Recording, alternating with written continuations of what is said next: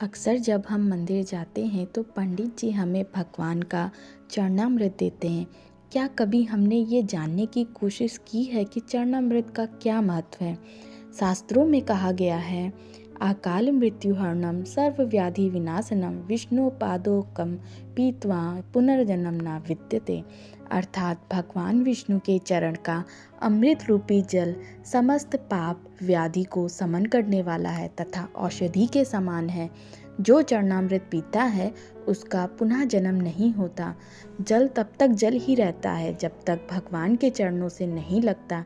जैसे ही भगवान के चरणों से लगा तो अमृत रूप हो गया। जब भगवान का वामन अवतार हुआ और वे राजा बलि की यज्ञशाला में दान लेने गए, तब उन्होंने 3 पग में 3 लोक नाप लिए।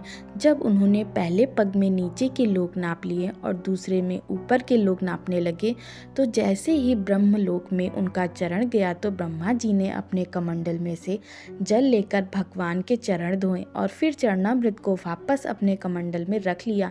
वह चरणामृत गंगा जी बन गई जो आज भी सारी दुनिया के पाप को धोती हैं। ये शक्ति उनके पास कहाँ से आई? ये शक्ति है भगवान के चरणों की, जिस पर ब्रह्मा जी ने साधारण जल चढ़ाया था, पर चरणों का स्पर्श होते ही बन गई गंगा जी। जब हम बांके बिहारी जी की आरती गाते हैं तो कहते हैं, चरणों से निकली गंगा प्यारी, जिसने सारी दुनिया तारी। धर्म में इसे बहुत ही पवित्र माना जाता है तथा मस्तक से लगाने के बाद इसका सेवन किया जाता है। चरणामृत का सेवन अमृत के समान माना गया है। कहते हैं भगवान श्री राम के चरण धोकर उन्हें चरणामृत के रूप में स्वीकार कर केवट ने केवल स्वयं भव बाधा से पार हो गया, बल्कि उसने अपने पूर्वजों को भी तार दिया।